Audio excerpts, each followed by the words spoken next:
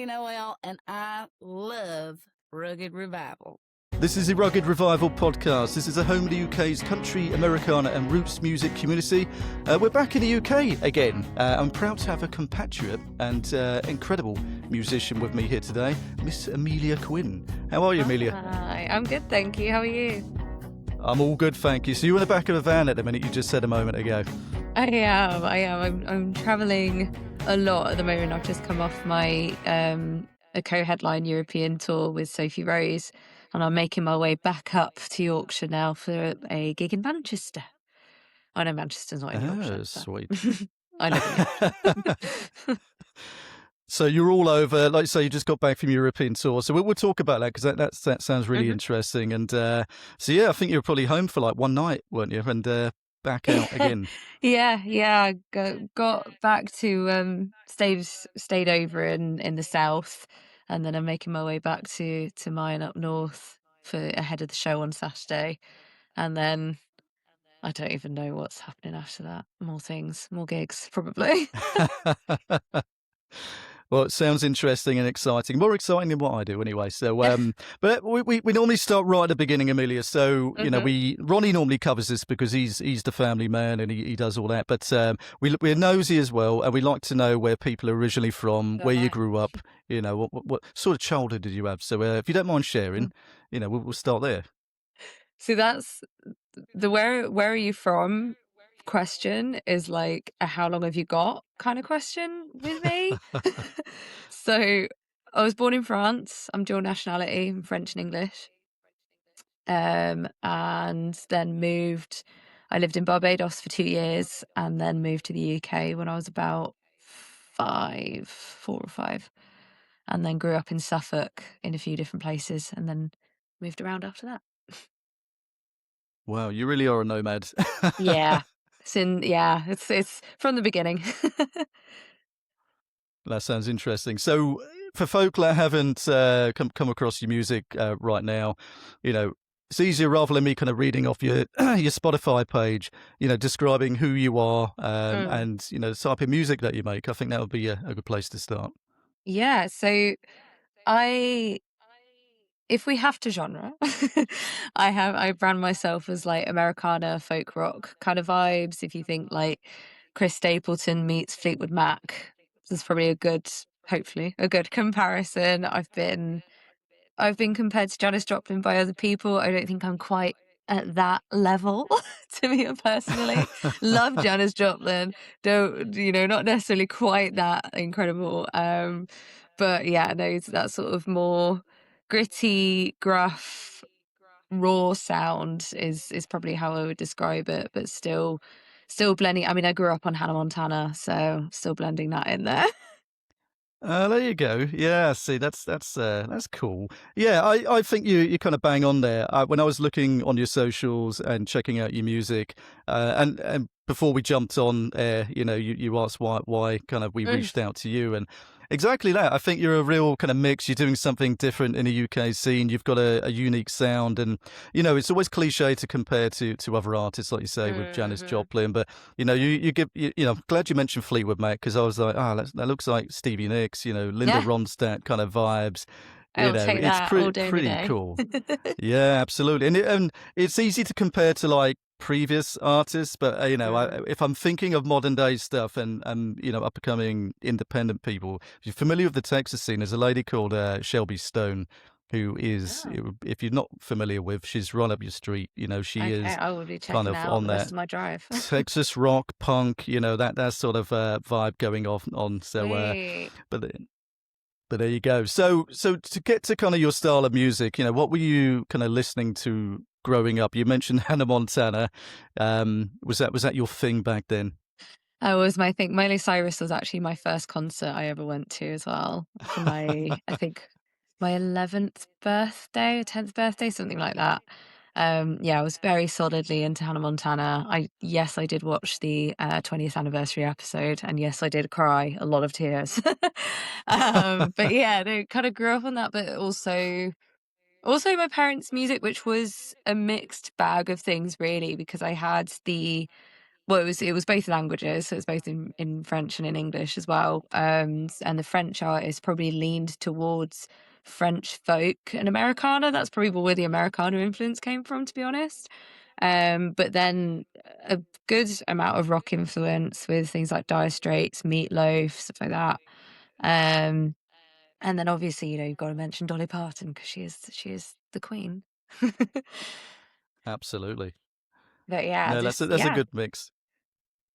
Yeah, I'm a bit older than you, so I missed the whole Hannah Montana vibe, and maybe I missed out. I'm not sure. You did. Maybe I didn't. You did. Well, that's cool. So, in terms of the music that you're releasing now, so I always kind of go back to people's Spotify. I try and listen to as much as I can and go right back to the beginning because I find it interesting to see how your sound starts out, how it evolves, and kind of where you get to now. So, rather than me kind of giving a really bad explanation of that, it's your music.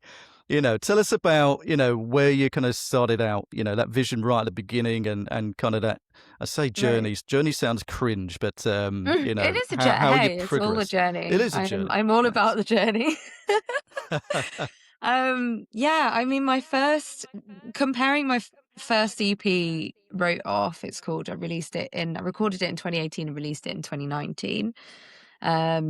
And then if I compare that to my latest album, which came out last year in September, they are quite night and day, but I think you can still see the thread of kind of similarities in terms of the blending and bending of genres. Wrote Off is a really acoustic, nice EP. It's kind of before I found. Well, I say this, and it's actually a lie. I say it was before I found my grit, but it's absolutely not. I already had my grit because I'd been in a blues rock band up until that point. I just kind of moved away from it for a little while there.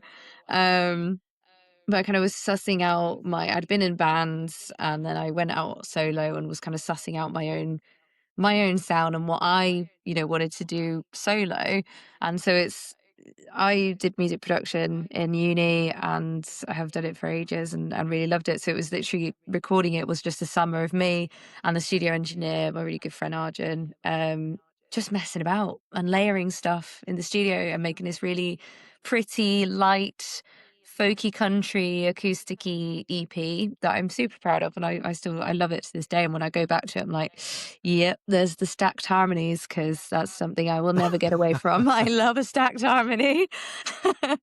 But then my late jump, like moving through that, kind of went down a more kind of, I guess, for the lack of a better word, outlaw country-esque, or trying to be outlaw country, the sort of southern rock, and then meandered back to sort of a bit more mainstream country, and then came back round to my first album was described as 70s rock and roll refola, so I'll take that's pretty cool. Yeah. And just kind of leaning a bit more into these sort of alternative country, and then going more to Americana, and that's why I now brand myself more Americana folk rock, because I wouldn't say I sit in country very well. I definitely blend it and had a lot of time in the country music scene in the UK, and that I cherish very much. But I would say I'm probably more. I always go back to the alternative stuff and the more rocky stuff and the gritty stuff. So you'll probably find a good blend of Fleetwood Mac to Miranda Lambert to Chris Stapleton to the stuff on my latest album. I'm a sponge. Yeah, it's cool. I really like the latest album. I was giving that another listen today. So it was Dented Halos, released last year, which you mentioned. There's a couple of good songs on there, Dirty Just a Little couple. Lie. And oh, sorry, I said a couple. Let me rephrase. So this is the No, problem when you do podcasts. You always put your foot in it. So every song is incredible. Listen to it. Thank you. But, Thanks. Soundbite. Let me say my favourites. Okay. Those two I'm are always my interested favourites. to hear the favourites. Yeah, I think mainly because I was brought up on Fleetwood Mac and Southern rock, particularly Leonard Skinner and that sort of thing. And I think again that's why I gravitated to your music. And I don't hear a lot of people in UK doing that. Everyone seems to be following the country pop trend, primarily in the UK. I would say, in some scenes. I think there's a lot of it all. I think potentially the alternative stuff. Again, it's alternative, so it takes a little bit of digging to find. But Yeah, yeah. it's there. But there is a huge surge of the country pop as well, which is awesome. Yeah, definitely. You know, there's stuff that we haven't found yet, and this is why we're still digging. We're still kind of looking for all the different scenes. You know, we found that country scene because I think that's more Mhm. prominent. But this is why we're reaching out to artists like yourself. To Mhm. you know, we at the end of the day, we're fans. We're not experts, and we always say that because it's a get out clause as well. So I could say what I want Yeah. and just say, look, I'm It's just a all fan. I don't know what subjective. I'm talking about. Yeah, exactly. So yeah, you'll have to kind of point us in the directions of where to find more music Absolutely. or more of the stuff that you're doing. Well, I Totally. suppose that leads me on to some of the people that you play with. So we've had Susanna Clegg on the podcast before. That I love you Susanna. she's very cool. She's got that old school kind of bluegrass She country kind of vibe, does. and She's crazy what a good. guitar player and singer. Mm. Yeah, and less known to me probably is Sophie Rose, isn't it? That you Yeah. also play a lot with. So, Mhm. so how does that come about? Is that are those two people that you work with quite a lot? Yeah, it's kind of sort of fallen into it. Sophie and I duo quite a lot. We kind of discovered that our voices work extremely well together, and it's really really fun to sing together. So we both work in quite a similar way as well. So it makes working together and collaborating very easy and very fun. And the same thing with Susanna. I think actually the reason so Susanna, Sophie, and I actually did a few shows together on Sophie's tour in March. She did her debut UK headline tour. It started with a writers' round with Hen House Presents up in Manchester, which is actually where I'm going on Saturday. And that was myself, Sophie Rose, and Susanna Clegg. And then I was joining Sophie on some of her tour just to jump on a couple of songs and be a helping hand. And then Susanna actually ended up coming in because the original support was stuck in Australia. William Jack, who's awesome. He's an awesome cellist, but he was stuck in Australia. So Susanna jumped on last minute on another couple of the shows as well. So we just ended up hanging out a bunch, and we all get on really well. And it's really nice to find like-minded people in the scene that that you connect with. And I have there's a bunch of those, people like Savannah Gardner as well, and stuff like that. But also to find voices that are as big and loud as each other. We Susanna said it. Oh, she was like, "We are three loud women." I'm like, we the three of us power combined is quite That's something, and hilarious. I was concerned about the decibels, to be honest. But no, it's such good fun. So yeah, hanging out with I think Sophie calls them kindred spirits. She's bang on with that, and it's great to find those people, and you just want to work with them all the time then, because it's just play at that point. Yeah, is there sort of a plan for that trio, going forwards, or is it just kind of playing gigs Don't at the tempt minute? us with a good time. Yeah, we I think we definitely would like to do more stuff together, and very likely will, to be honest. But we will have to wait and see. Yeah, well, we'll keep our eyes on that. But yeah, Susanna's great. Like you say, she's got Mhm. an amazing voice, plays lots of different instruments as well, so really talented. So I would definitely have to give Sophie a listen to. Yeah, Less familiar with Sophie, but yeah, that's another one for me to go down a rabbit hole with. But absolutely. yeah, Enjoy that you rabbit hole. I will. Don't you worry.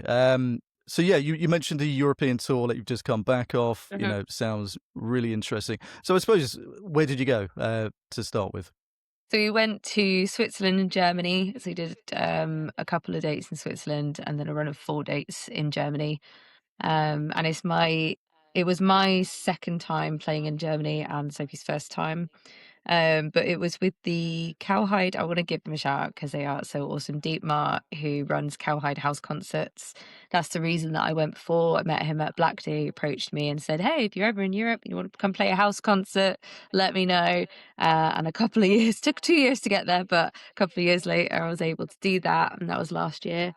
And then he actually out of the love of it, arranges little runs and sort of liaises with other house concert people and event organizers, and helps our independent artists get a few tour dates in Germany.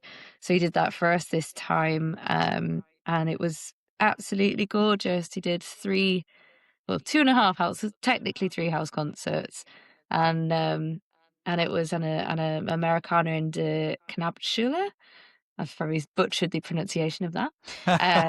But the audiences there are awesome. They're super attentive, super generous, and really into their Americana, which is great.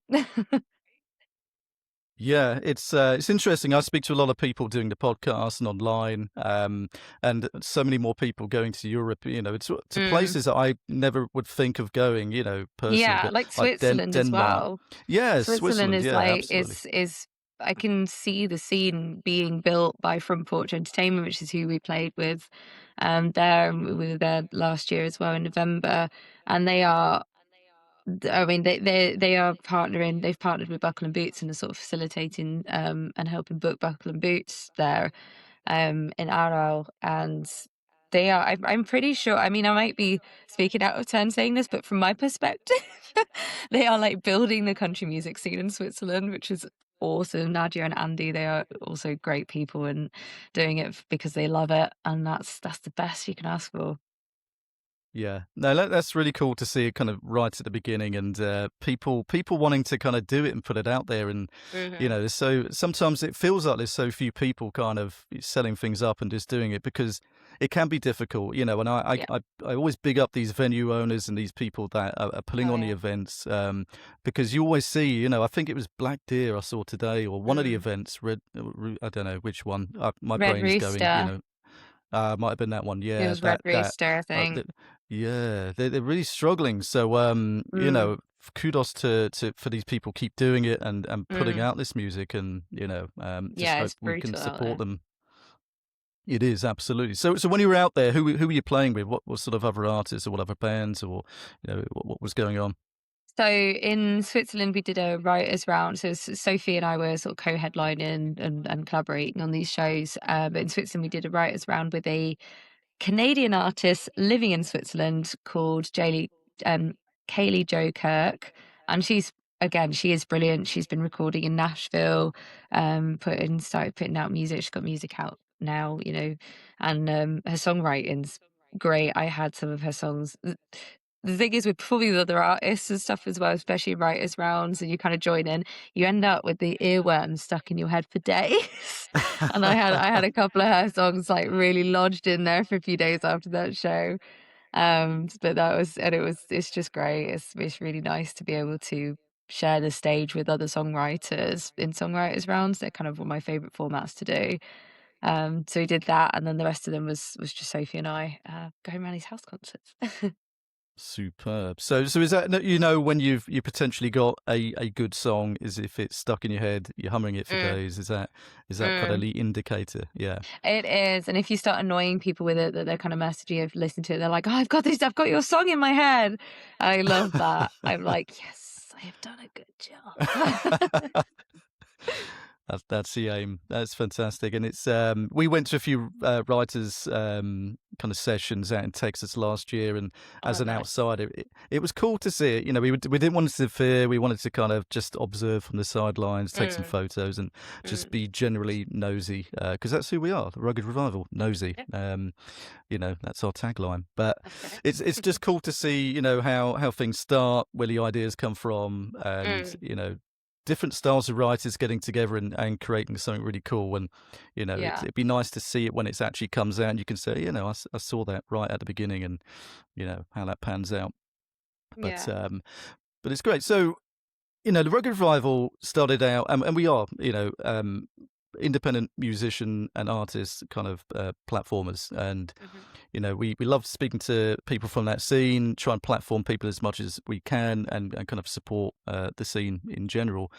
But as an independent artist yourself, what do you like doing as part of that role? Because you don't have teams of people behind you to do the socials and to do all the crap you probably don't like Yeah. doing. So there's going to be parts that you do like doing, and the rest of it is pretty shit, should we say? So if you could pick one thing you really like doing, what is that out of everything? Oh, I mean, I think my kind of thing with being an independent artist. I mean, I do like the business side. I did music business at uni as well, and I do really enjoy it, and I love organizing events and stuff. But I think probably like the live event side of things is my favorite of out of everything. But my main kind of thing, I say my goal is I just want to play gigs and make records. That's what I want to do. But I do like the other stuff as well. But yeah, playing live is probably the ultimate, I think. Yeah, yeah, I think a lot of people say that too. But Mm. I'm always interested in finding out what is the kind of shittest part of what you do, to see if there's a trend here. Ooh, I mean, I feel like this has probably been said a lot. Social media. Yeah, yeah. And social media. It's a tricky one with social media because it is a place and like your corner of the internet to do with what you will. You know, you can share whatever you like, you can create, you can connect, and for all those reasons, it's great.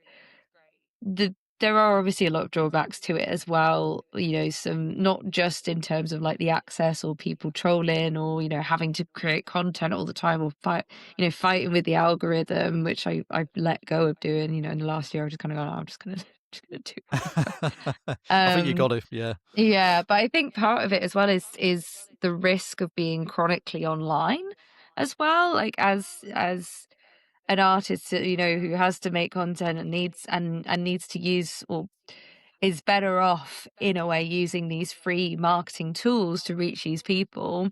It can also really lead us to just being online way too much as well and just feed into that kind of social media addiction.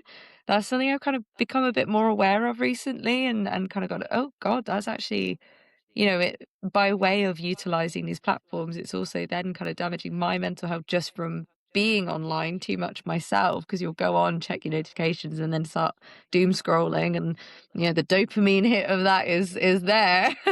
So yeah, I think that's probably a decent challenge that majority of us probably deal with. Yeah, it's so hard, like you say. I think particularly when you don't. A lot of these people don't have a huge platform, so Mm, you're fighting the algorithm. You're fighting for attention. The market is so saturated, mm, and it's so easy for people to just go on Spotify and just scroll. And yeah. it feels a bit more disposable these days. Where back Mm, in the day, you might buy a CD, and because you've bought it, you're going to listen to every song. yeah.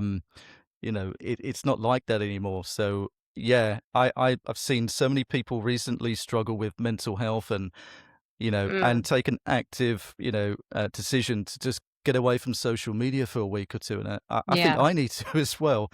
You end up doom scrolling. It's so addictive. It's made to be It is. addictive though. That's the problem. And like if you're utilize trying to create those boundaries, something that I'm trying to sort of work on, and I know a lot of my peers are trying to work on as well, is sort of creating those boundaries with social media and like how much we use it and trying to sort of step away from it a bit. You know, there's artists like Anna Vorse she started a mailing list called Snail Mail where she actually sends physical letters out to people, you Oh know, wow. rather than it being online. So that's awesome, you know, and things like that, and like book club and stuff like that. And I know there's people that are leaning into, you know, Sophie leans into local promotion. She'll take flyers and posters around when she puts on events in her local venues. And I think leaning towards those, I think there's a bit of a movement of some people that are just fed up with the internet. And it's not all about social media and it is so noisy on there and so easy to just fall into the hole of the real Instagram reels are my kryptonite, I think. When it comes to Yeah. socials, I think people are starting to find other ways around it now. Yeah, that's interesting to hear what other people are doing. It's fighting back against the machine almost. And Yeah. yeah, I mean, like you mentioned a minute ago about, messing with the algorithm and trying to crack it. And I've got Mm. OCD, so it's like, I must win. Oh. I hate losing. And, Mm, you might have one good reel that hits with the podcast or mm, something that we're trying to help people promote. That goes yeah, well. And then the next one, it gets like 10 views. You're yeah. like, that really pisses you off. So, Like you say, I think you It's just need remembering to it's none of give it's in. real. It's all fake. None of it's real. The internet is not real.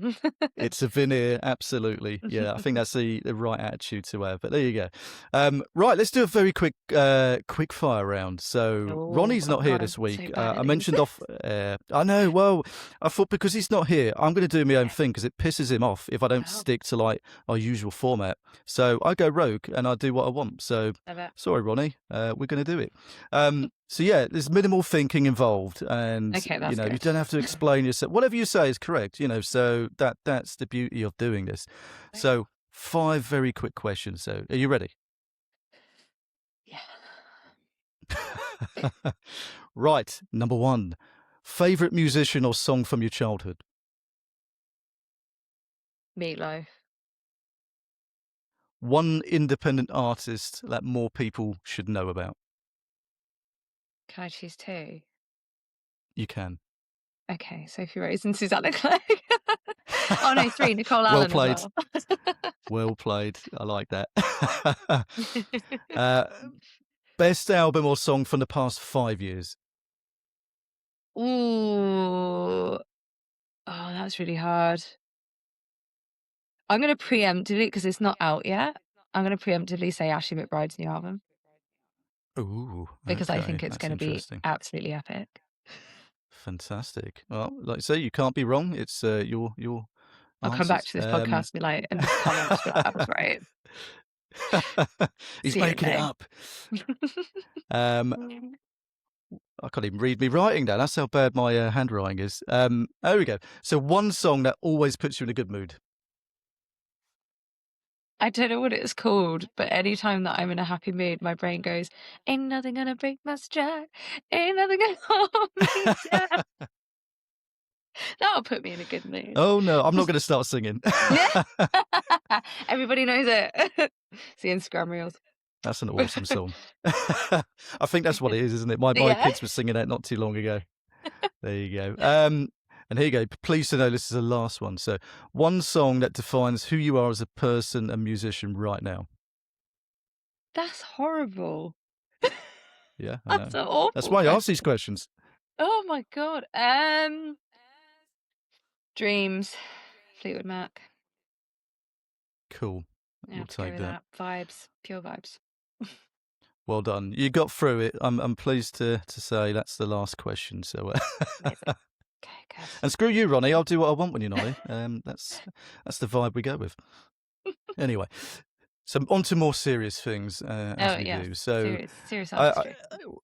yeah. So whenever I get anyone on from the UK scene, I always want to dig more into it, to learn more, just to find out. Because we've, like I said, we've probably spent more time out in the US with those scenes, and it's only right that we kind of dig into what everyone's doing here. So what are your kind of honest thoughts about the UK scene, especially for kind of grassroots artists? I think it has grown massively in the last couple of years or last few years.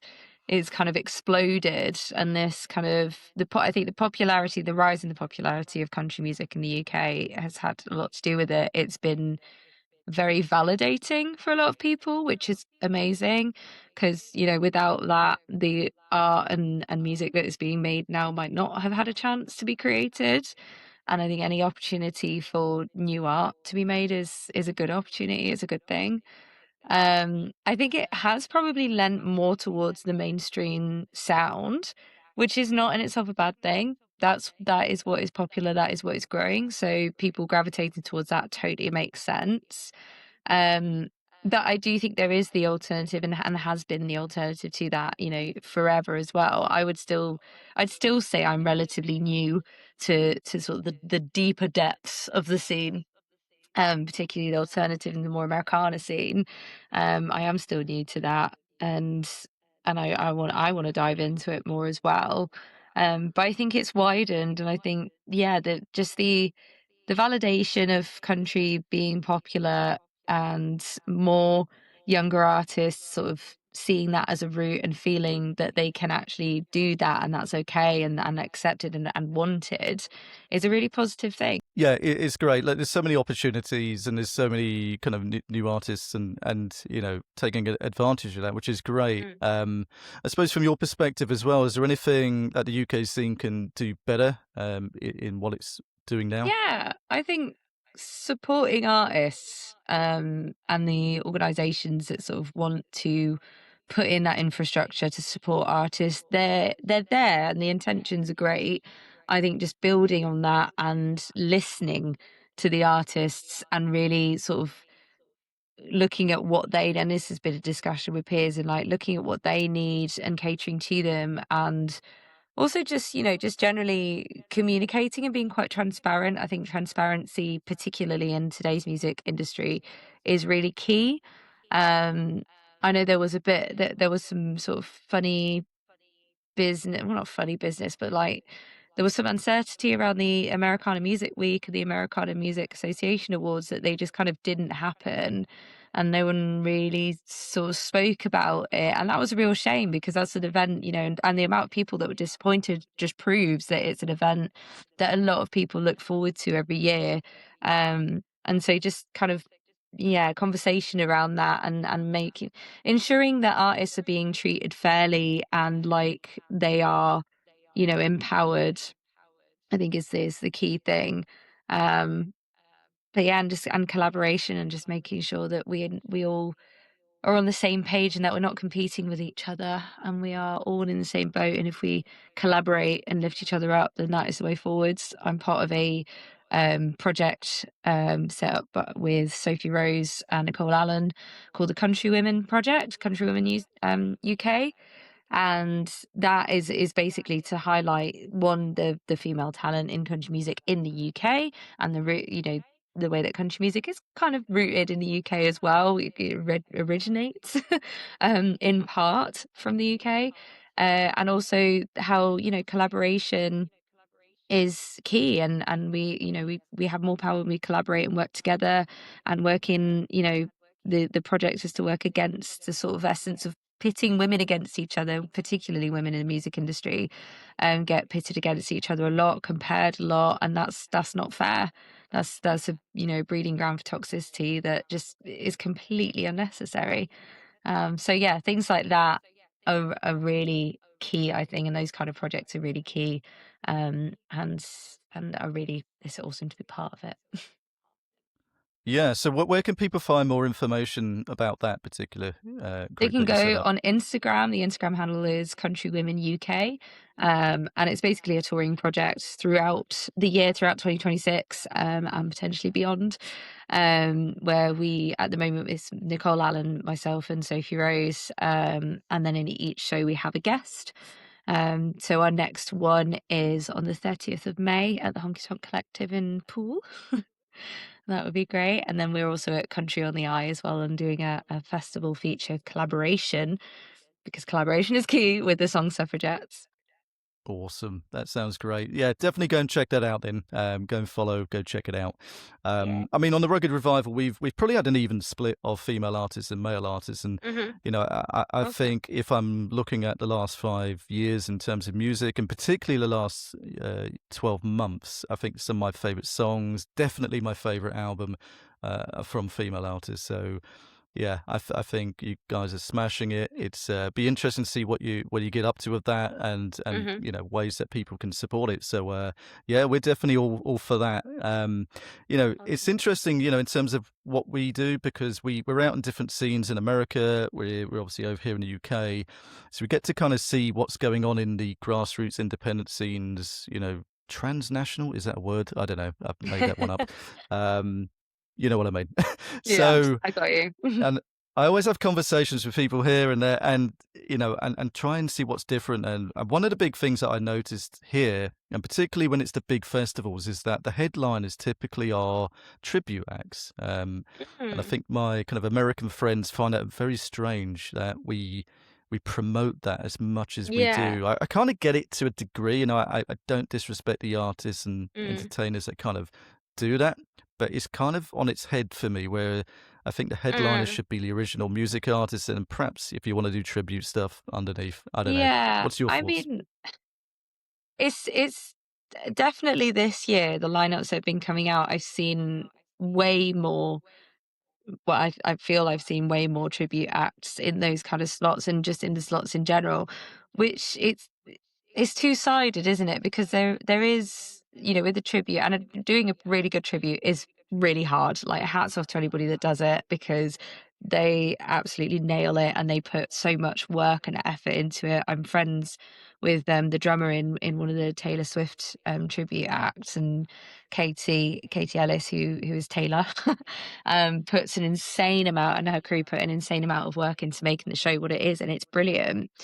But when it's sort of feeling like there are slots that have historically been for originals artists that are then getting replaced with the tribute artists, when we have such an abundance and a growth in the country music scene in the UK, it feels a little bit odd. And it feels, while I can understand who it's appealing to, it does feel a little bit like, well, to put it really bluntly, it's a little bit like a slap in the face for the scene, because it's kind of like, oh, well, your genre is popular in this country now, so we're going to put the tributes to the American artists on over you, whereas they could be promoting the UK artists that are out there every day, working for that. And obviously the tributes are as well.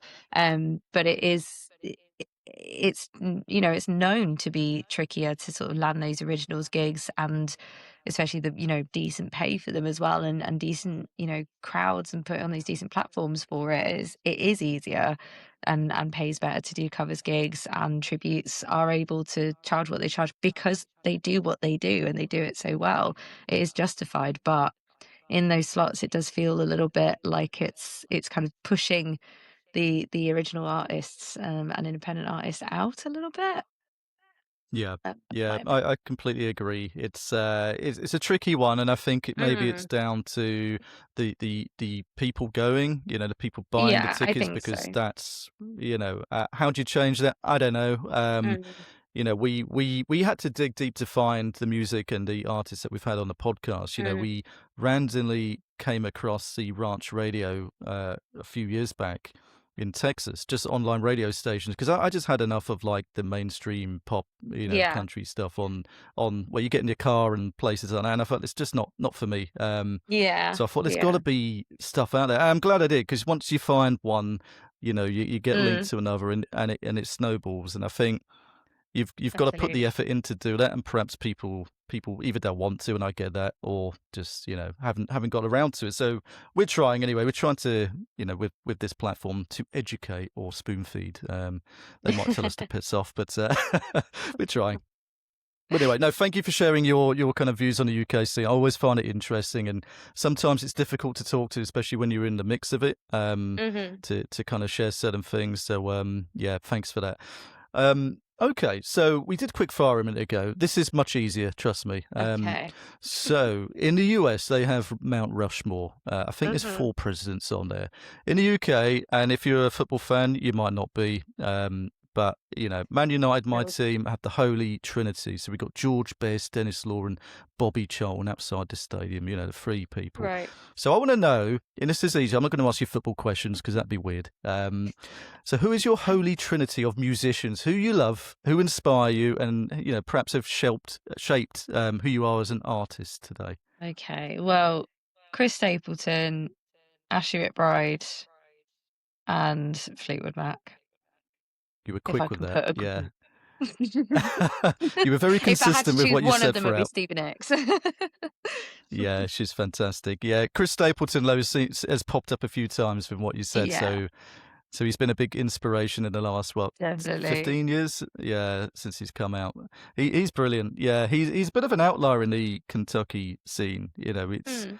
kind of soul, R&B, not so much. Yeah. I mean, his old His stuff with the versatility, I think that's probably what, and the same with Asher McBride as well, is that versatility of like how wide the range of what they could pull off is, and it's not boxing into one thing. It's not sort of, it's got the flavor and it's got the vibe, but it's can still blend, through a few different Yeah. genres and like the different projects that they do and stuff like that. Like, Chris Stapleton has been in God knows how many bands, and then Ashley McBride, she did her Linderville project, and it's that playing with it and just allowing for that creative freedom.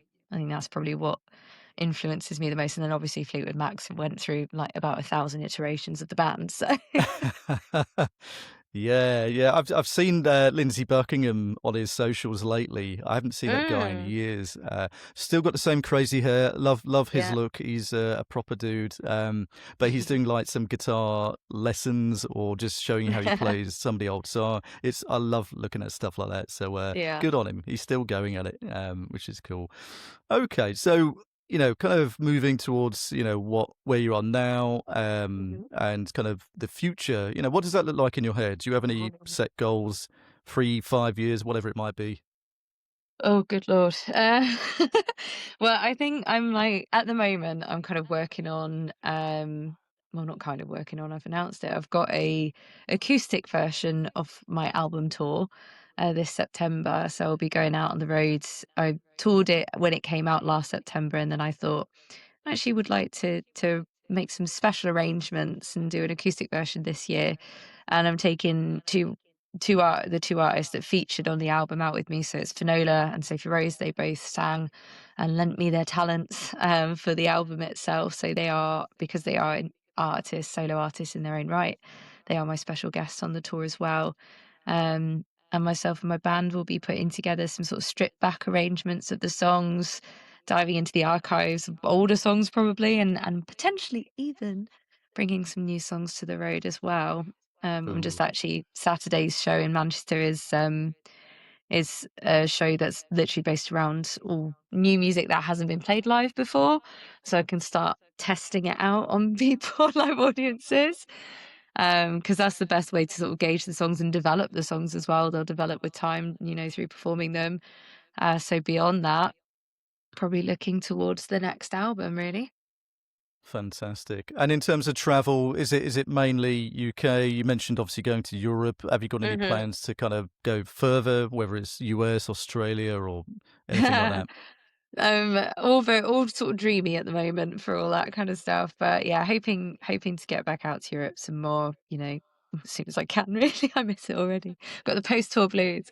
But we're hoping to get back out to Europe. I'd love to go to like Denmark and Liechtenstein, and like potentially I've got friends in Sweden. I would love to go gig with them or do some exchanges, but it's all UK based right now. Everything that's kind of confirmed, and there's plenty of it. And yeah, plenty of UK gigs coming up that I'm very excited about. Fantastic. And so where can people kind of find out what you're up to? Do you have a website? Obviously, you've got your socials and Instagram under the same name, etc. But Yeah. where's kind of best to get hold of you? Best to get a hold of me is either signing up to my mailing list on my website, emiliaquinnmusic.com, or follow me on Instagram. And I've got a Facebook group called the Quinn's Witches and an Instagram channel called the Quinn's Witches as well. It's you can join the coven and get updates there as well, and fun little extra bits and stuff. But socials are all under Emilia Quinn Music. Very cool. Look, I really appreciate your time tonight. I know you've been doing it from the van. I'm surprised your internet's, held up so well. I know, that's because I'm You near need a to tell me who city. your provider is. It's Good old O2. Get those priority tickets while you're O2. at it. That's old school, that is. Yeah, happy days. So, yeah, again, thank you so much. Always sign off. I mean, Ronnie normally does the end, but I'll do it. You probably haven't got a drink. I've got a beer. Why not? It's I that sort of night. But don't worry. So we raise a toast to the grit, the grind, and the revival. Appreciate everyone listening. Thank you so much.